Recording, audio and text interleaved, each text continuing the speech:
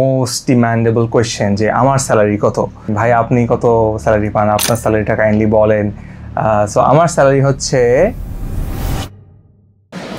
Hello everyone, সবাই কেমন আছেন? আশা করি যে সবাই ভালো আছেন, সুস্থ আছেন। সো আজকে ভিডিওতে আমি আপনাদের সাথে ডিসকাস করব সফটওয়্যার ইঞ্জিনিয়ারদের স্যালারি কেমন বাংলাদেশে। সো রিসেন্ট যে ভিডিওটা আমি আপলোড করছি সেখানে আপনাদের প্রচুর কোয়েশ্চেন আসছে এবং তার মধ্যে কিছু কোয়েশ্চেন সিলেক্টিভ ওয়েতে আমি নিয়ে এখন আলাদাভাবে ভিডিও তৈরি করার চেষ্টা করছি। তো চলুন আজকের ভিডিওতে আমরা আপনাদেরকে দেখাবো বা ডিসকাস করবো আপনাদের সামনে যে সফটওয়্যার ইঞ্জিনিয়াররা বাংলাদেশে বা ঢাকাতে সফটওয়্যার ইঞ্জিনিয়াররা কী পরিমাণ ইনকাম করে বা তাদের স্যালারিটা কেমন সেটা নিয়ে আমরা আজকে ডিসকাস করবো। তো let's go. So software engineering স্যালারিটা যদি আমরা জাস্ট ব্ল্যাক অ্যান্ড হোয়াইটভাবে চিন্তা করি তাহলে একটু ডিফিকাল্ট হয়ে যায় ইনিশিয়ালি, এটা আমি আপনাদেরকে বলতে চাই। কারণ এক এক কোম্পানিতে আপনারা যদি দেখেন তাহলে এক এক ধরনের স্যালারি রেঞ্জ আপনারা দেখতে পাবেন। সো কোনো কোম্পানিতে আপনি হয়তো একটু বেশি পরিমাণ বা হাই টিয়ারের স্যালারি দেখবেন, আবার কোনো কোম্পানিতে আপনি দেখবেন যে স্যালারিটা তুলনামূলকভাবে একটু কম। সো এইটা অবশ্যই আপনারা মাথায় রাখবেন যে আমি যেটা বলতেছি সেটা অ্যাজ ইট ইজ গ্রান্টেড না নেওয়ার জন্য। আমি যেটা বলতেছি এটা আমার এক্সপিরিয়েন্স বা আমি যা দেখছি, আমি আমার কলিগদের সাথে বা ফ্রেন্ডসদের সাথে অনেক সাথে কথা বলে যেগুলো জানছি সেই জিনিসগুলো আমি আপনাদেরকে এই ভিডিওর মাধ্যমে তুলে ধরবো।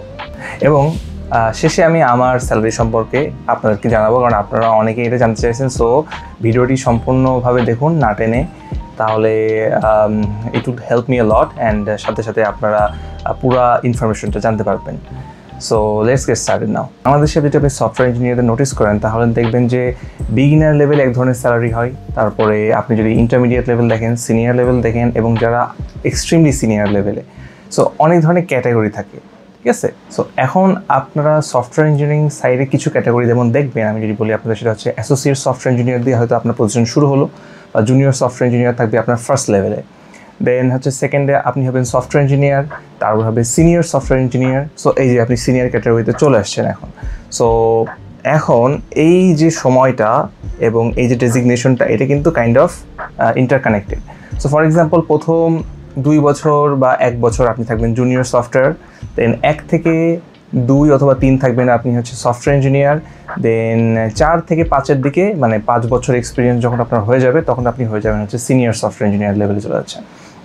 অ্যান্ড সিনিয়র সফটওয়্যার ইঞ্জিনিয়ার শেষ হয়ে গেলে আপনি হবেন হচ্ছে যেটা আমাদের এখানে আছে সে স্টাফ সফটওয়্যার ইঞ্জিনিয়ার হতে পারে। মানে এটা ডিপেন্ড করে আসলে কোম্পানির উপর, কোম্পানি কোন ধরনের হায়ারার্কি মেনটেন করে আর কি। সো নর্মালি সিনিয়রের পরে হয় যে স্টাফ সফটওয়্যার ইঞ্জিনিয়ার হয়, স্টাফের পরে হয় সিনিয়র স্টাফ সফটওয়্যার ইঞ্জিনিয়ার হয়, এরপরে আপনার প্রিন্সিপাল সফটওয়্যার ইঞ্জিনিয়ার, তারপরে ডিস্টিংগুইশ, দেন ফাইনালি হচ্ছে ফেলো সফটওয়্যার ইঞ্জিনিয়ার। সো এরকম একটা হায়ারার্কি থাকে।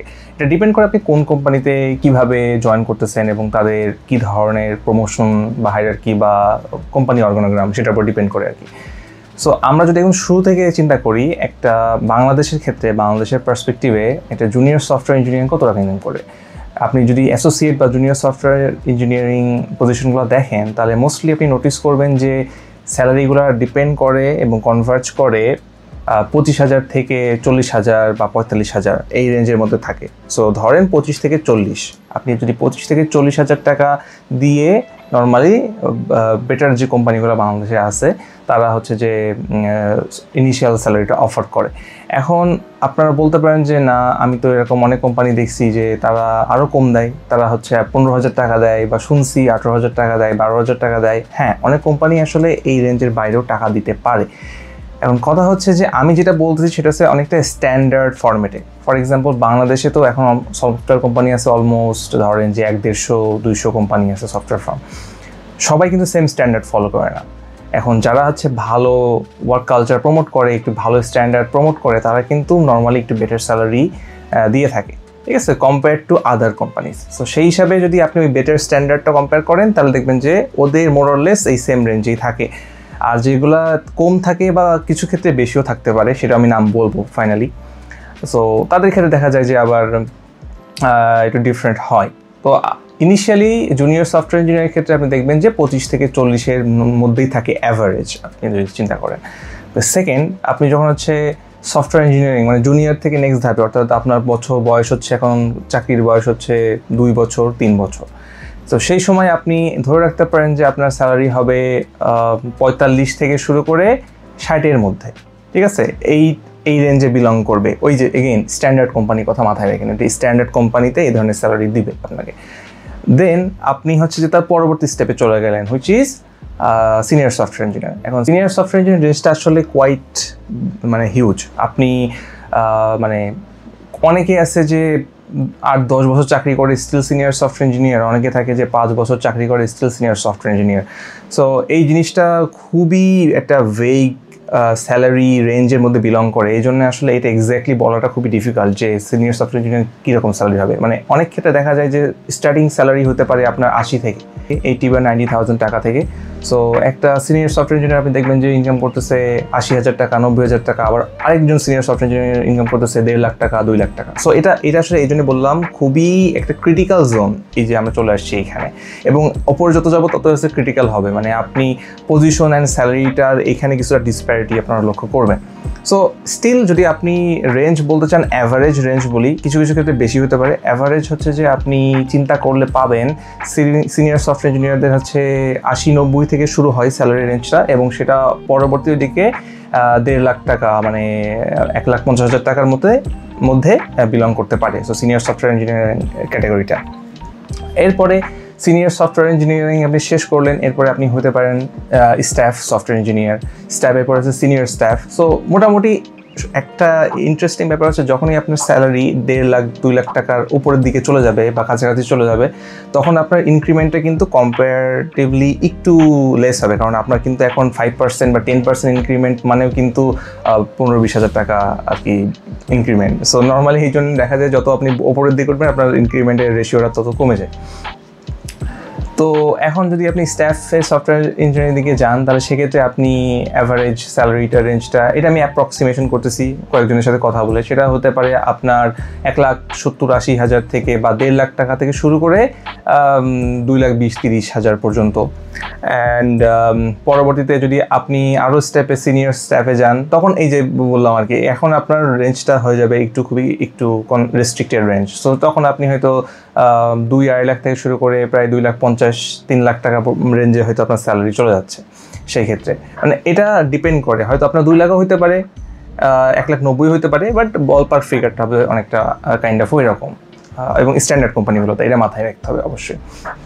এবং তার পরবর্তীতে যদি আপনি চলে যান, সেক্ষেত্রে হচ্ছে যে আপনার প্রিন্সিপাল ইঞ্জিনিয়ার, এরপরে হচ্ছে যে ডিস্টিংগুইশড অ্যান্ড হচ্ছে ফেলো। সো এই দিকে যখন চলে যাবেন, তখন বাংলাদেশের মোস্ট অফ দ্য কোম্পানিতে হয়তো এতগুলো ডেজিগনেশন নাই। আমি যে ডেজিগনেশন সিস্টেমটা বললাম এটা হচ্ছে গুগলের, অ্যান্ড বাংলাদেশে হয়তো এতগুলো ফলো করে না। এর মধ্যে স্টাফ আমি দেখেছি, তারপরে হচ্ছে প্রিন্সিপাল দেখেছি, আমি ডিস্টিংগুইশড অতটা দেখি নাই, ফেলো আমার মনে পড়ে না, ফেলো সফটওয়্যার ইঞ্জিনিয়ারিং কোথাও দেখছি কিনা বাংলাদেশের কোম্পানিতে, হয়তো থাকতে পারে, বাট আমি দেখি নাই। সো এরপরে যখন আপনি হচ্ছে প্রিন্সিপাল সফটওয়্যার ইঞ্জিনিয়ারিং যাবেন, তখন ওই স্যালারি রেঞ্জটা আপনার হয়তো 2 থেকে 2.5 লাখ এই রেঞ্জের মধ্যেই বিলং করবে, অথবা ম্যাক্সিমাম 3 লাখের আশেপাশে, এর বেশি হওয়ার কথা না, ঠিক আছে, যদি আপনি স্ট্যান্ডার্ড জিনিসগুলো ফলো করেন। সো অ্যান্ড আরও একটা জিনিস, সেটা হচ্ছে যে আপনি, এটা হচ্ছে সফটওয়্যার ইঞ্জিনিয়ারিং টেকনিক্যাল সাইডে বললাম আমি, কিন্তু আপনি ম্যানেজারিয়াল রোলও কিন্তু চিন্তা করতে পারেন। ম্যানেজারিয়াল রোলগুলো হতে পারে আপনার হচ্ছে ডেপুটি বা ইঞ্জিনিয়ারিং ম্যানেজার, তারপরে হচ্ছে যে ডিরেক্টর অফ ইঞ্জিনিয়ারিং হতে পারে, ভিপি অফ ইঞ্জিনিয়ারিং হতে পারে, সিটিও হতে পারে, এই ধরনের ডিফারেন্ট কিন্তু other side of the coin আছে আর কি, যারা হচ্ছে ম্যানেজ করে, নট কোডিং করে, তারা দেখা যায় client communication, requirement analysis and অনেক গ্রুপ অফ ইঞ্জিনিয়ার্সকে তারা ম্যানেজ করে। তাদেরও কিন্তু স্যালারি রেঞ্জ এরকমই দেখা যাবে যে আপনি সিনিয়র সফটওয়্যার ইঞ্জিনিয়ার থেকে শুরু করে তার আপার রেঞ্জে আপনি যত যাবেন, কাইন্ড অফ একটা কম্প্যারিজন আপনারা বুঝতে পারবেন সেক্ষেত্রে।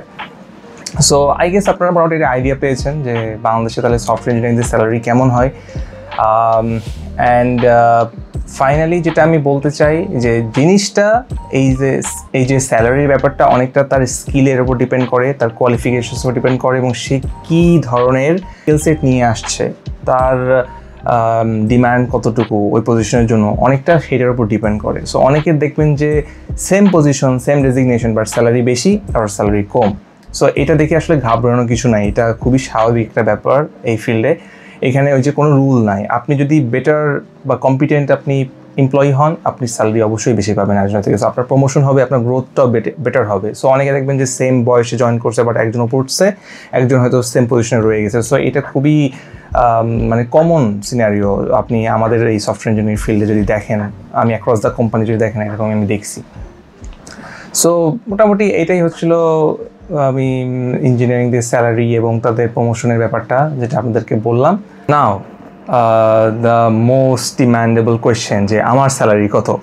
সবার কাছে সেম কোয়েশ্চেন, সবাই সেম কোয়েশ্চেন করছে আমাকে যে ভাই আপনি কত স্যালারি পান, আপনার স্যালারিটা কাইন্ডলি বলেন। সো আমার স্যালারি হচ্ছে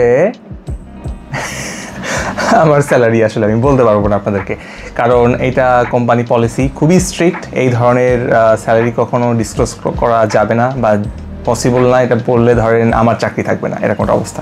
সো এই ধরনের জিনিস আসলে বলা যায় না। কিন্তু ওই যে আপনাকে তো আমি একটা আইডিয়া দিলাম যে বাংলাদেশের স্ট্যান্ডার্ডটা কেমন। সো আপনি ধরে নিতে পারেন যে ওই রেঞ্জের মধ্যেই আমার স্যালারিটা বিলং করে। অ্যান্ড সো সরি যে আমি আপনাদেরকে এটা ডিসকাস করতে পারলাম না, বাট আসলে এটা এটা বলা খুবই ডিফিকাল্ট।